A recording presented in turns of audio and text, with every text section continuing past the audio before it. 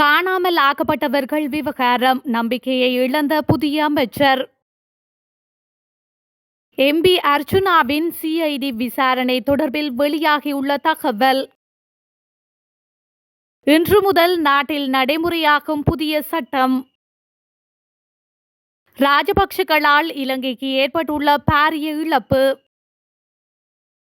ரணிலை எவரும் பிணை கைதியாக பிடிக்க முடியாது, ரவி கருணாநாயக்கவிற்கு பதிலடி. சஜித் தரப்பிற்கு பெரும் சிக்கல், வலுக்கும் தேசிய பட்டியல் விவகாரம். போர் முடிவடைந்து 15 வருடங்களாகின்றன. எனவே காணாமல் ஆக்கப்பட்ட பிள்ளைகள் இனியும் வருவார்கள் என்று நம்ப முடியாது என அமைச்சர் ராமலிங்கம் சந்திரசேகர் தெரிவித்துள்ளார். பத்திரிகை ஒன்றுக்கு வழங்கிய நேர்காணலின் போதே அவர் மேற்கண்டவாறு குறிப்பிட்டுள்ளார். தொடர்ந்தும் தெரிவிக்கையில், காணாமல் ஆக்கப்பட்டவர்கள்தான்.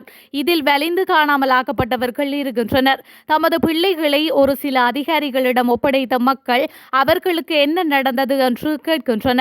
இதில் பின்னணியை தேடி பார்க்கும் போது அங்கு முந்தைய ஆட்சியாளர்கள் உள்ளனர். எனவே 2009ஆம் ஆண்டு மே மாதம் போர் முடிவடைந்தவுடன் 14 அம்ச கோரிக்கையை நாங்கள் முன்வைத்தோம். அதாவது உண்மையை கண்டறியும் ஆணைக்குழுவை அமைத்து முழுமையான விசாரணைகளூடாக உண்மைகளை கண்டறிய வேண்டும் என்ற கோரிக்கையை முன்வைத்திருந்தோம். இம்முறை தேர்தல் விஞ்ஞாபனத்தில் கூட காணாமல் ஆக்கப்பட்டவர்களின் பிரச்சினைக்கு தீர்வு காணவும் அது சார்ந்த வழக்குகளை விசாரிக்கவும் குற்றவாளிகளை சட்டத்தின் முன் நிறுத்தவும் உறுதியளித்திருந்தோம். காணாமல் ஆக்கப்பட்டவர்களுக்கு என்ன நடந்தது என்பது இதுவரையில் யாருக்கும் தெரியாது. பாதிக்கப்பட்ட மக்களின் உடல் காயங்களுக்கு மருந்து போடலாம், ஆனால் உளக்காயங்களுக்கு மருந்து போட இயலாது. போர் முடிவடைந்து 15 வருடங்களாகின்றன. எனவே காணாமல் ஆக்கப்பட்ட பிள்ளைகள் இனியும் வருவார்கள் என்று நம்ப முடியாது என அவர் மேலும் குறிப்பிட்டுள்ளார். யாழ் மாவட்ட நாடாளுமன்ற உறுப்பினர் வைத்தியர் ராமநாதன் அர்ச்சுனாவினால் வெளியிடப்பட்ட சர்ச்சைக்குரிய கருத்துக்கள் தொடர்பில் அவருக்கு எதிராக குற்றப்புலனாய்வு திணைக்களத்தில் செய்யப்பட்டுள்ள முறைப்பாடு தொடர்பான விசாரணைகள் இன்னும் ஆரம்பிக்கப்படவில்லை என தென்னிலங்கை ஊடகம் ஒன்று செய்தி வெளியிட்டுள்ளது. இந்த நிலையில் புதிதாக தெரிவு செய்யப்பட்ட இந்த நாடாளுமன்ற உறுப்பினரின் முகப்புத்தக கருத்து தொடர்பில் சிவில் சமூக ஆர்வலர்கள் குழுவினால் முறைப்பாடு செய்யப்பட்டுள்ளதாக காவல்துறை ஊடக பேச்சாளர் பிரதி காவல்துறை அதிபர் நிகால் தல்துவ தெரிவித்துள்ளார். இதன்படி வைத்தியர் அர்ச்சுனாவின் கருத்துக்கள் தொடர்பில் சிஐடி விசாரிக்க வேண்டும் என்று இந்த முறைப்பாடு வலியுறுத்துவதாகவும், ஆனால் விசாரணைகள் தொடங்கப்படவில்லை என்பதை தல்துவ உறுதிப்படுத்தியுள்ளதாகவும் குறித்த ஊடகத்தினால் தெரிவிக்கப்பட்டுள்ளது. இந்த வாரத்திற்குள் இதை சரியாக பார்க்க வேண்டும் என்று பிரதி காவல்துறை அதிபர் தெரிவித்ததாகவும், முறைப்பாடு சிஐடி இயக்குநரிடம் சமர்ப்பிக்கப்பட்டுள்ளதாகவும், அடுத்த நடவடிக்கைகள் குறித்து முடிவெடுக்கப்படும் என்றும் அவர் இதன்போது தெரிவித்துள்ளார். இந்த குற்றச்சாட்டுகளுக்கு பதிலளிக்கும் வகையில் வைத்தியர் அர்ச்சுனா தனது முகநூல் பக்கத்தில், இலங்கை ஊடகங்கள் என்னை பயங்கரவாதியாக சித்தரிக்க விரும்புகின்றன என்று நான் விரும்புகின்றேன். அதனால் நான் நேரடி நிகழ்ச்சிகளில் மட்டுமே பங்கேற்பேன் என அவர் தெரிவித்துள்ளார். அரச கடன் முகாமைத்துவ சட்டம் இன்று முதல் நடைமுறைக்கு வருகின்றது. குறித்த சட்டத்தை நடைமுறைப்படுத்தும் வகையில் நேற்றைய தினம் அதிவிசேட வர்த்தமானி அறிவித்தல் ஒன்று வெளியிடப்பட்டது. ஜனாதிபதி அனுரகுமார திசாநாயக்கவின் கையொப்பத்துடன் இந்த அதிவிசேட வர்த்தமானி அறிவித்தல் வெளியிடப்பட்டுள்ளது. கடந்த ஜூன் மாதம் 7ஆம் திகதி அரச கடன் முகாமைத்துவ சட்டம் மூலம் திருத்தங்களுடன் நாடாளுமன்றத்தில் நிறைவேற்றப்பட்டுள்ளது. இந்த சட்டமூலத்தில் அரசாங்கம் சார்பில் கடன் பெறுதல், கடன் வழங்குதல் மற்றும் பொதுக்கடன் வழங்குதல், கடன் முகாமைத்துவ அலுவலகம் அமைத்தல் ஆகிய பணிகள் உள்ளடக்கப்பட்டுள்ளமையும் குறிப்பிடத்தக்கது. ரணில் விக்ரமசிங்கவை எவராலும் இலகுவாக பிணை கைதியாக பிடிக்கலாம் என நினைப்பது நகைப்புக்குரியது என முன்னாள் அமைச்சர் வைத்தியர் ராஜித சேனாரத்ன நேற்று நடைபெற்ற ஊடகவியலாளர் சந்திப்பில் தெரிவித்துள்ளார்.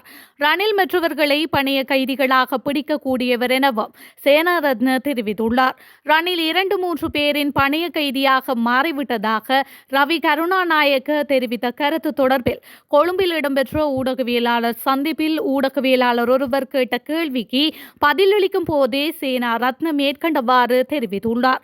கொழும்பில் மால் வீதியில் உள்ள புதிய ஜனநாயக முன்னணியின் அலுவலகத்தில் ஊடகவியலாளர் சந்திப்பு இடம்பெற்றது.